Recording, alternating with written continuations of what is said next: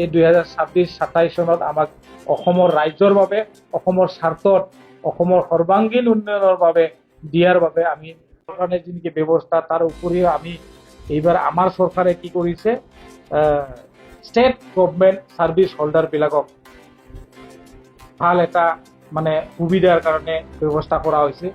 আগত যি নেকি আপোন ঘৰ মানে আপোন ঘৰ আৰু আপোন বাহন, আপোন ঘৰটো 5 বছৰলৈকে বৃদ্ধি কৰা হৈছে আৰু তাতে মানে আগৰ যিমানখিনি লোন পাইছিল তাক বৃদ্ধি কৰি কিনে 50 লাখলৈকে এইটো বৃদ্ধি কৰা হৈছে লোন লোৱাটো।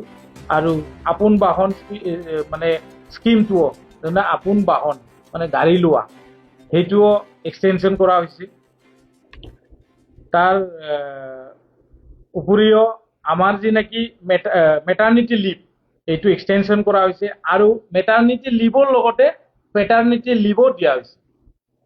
2 সপ্তাহকে পেটাৰ্নিটি লিভ দেউতাসকলেও আৰু এই লিভ সুবিধাটো পাব। আৰু আমাৰ যি নেকি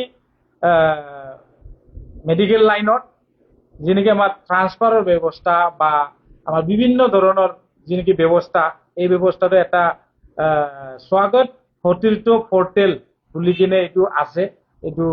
এইটোৰ যি নেকি মানে খোলা আৰু পৰ্টেলটো খোলাটো বছৰত 2বাৰকে কৰা হৈছে। বা তেতিয়া আমাৰ সুবিধাটো পাব যে ট্ৰান্সফাৰৰ, মিউচুৱেল ট্ৰান্সফাৰ ইত্যাদি তেনেকুৱা ট্ৰান্সফাৰৰ ব্যৱস্থাটো বছৰত 2বাৰকে মানে ব্যৱস্থাটো কৰা হৈছে। তো তেনেধৰণৰ service holder, state service holder বিলাকো আমাৰ এইখন বাজেটত সুবিধা লাভ কৰিছে। তাৰ উপৰিও আপোনালোকে সকলোৱে জানে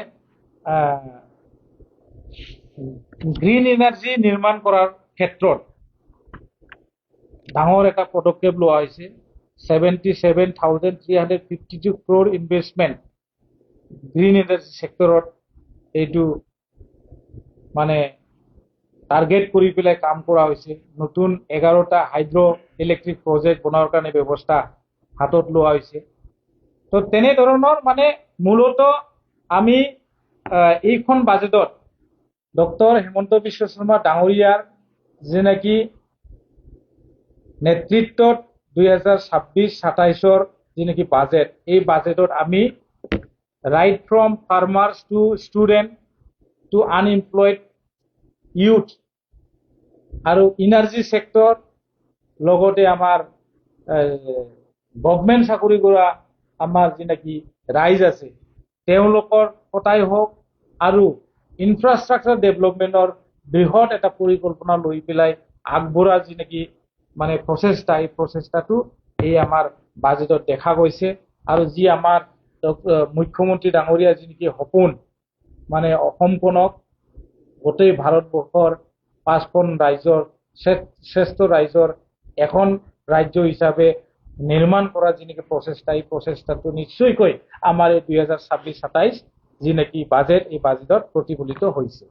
তো এইটোৰ কাৰণে মই আমাৰ কোকৰাঝাৰ জিলা হিচাপে আমাৰ সভাপতি ডাঙৰীয়া আছে, আমাৰ ভাৰতীয় জনতা পাৰ্টি কোকৰাঝাৰ জিলাৰ তৰফৰ পৰা আমি মুখ্যমন্ত্ৰী ডাঙৰীয়া আৰু বিত্তমন্ত্ৰী জয়ন্ত মল্ল বৰুৱা ডাঙৰীয়াক অসমখনক এই বৃহৎ মানে অসমৰ হিষ্ট্ৰীত চবতকে ডাঙৰ এই বাজেটখন এই 2026-27 চনত আমাক অসমৰ ৰাইজৰ বাবে, অসমৰ স্বাৰ্থত, অসমৰ সৰ্বাংগীন উন্নয়নৰ বাবে দিয়াৰ বাবে আমি মানে আন্তৰিক ধন্যবাদ জ্ঞাপন কৰিছো।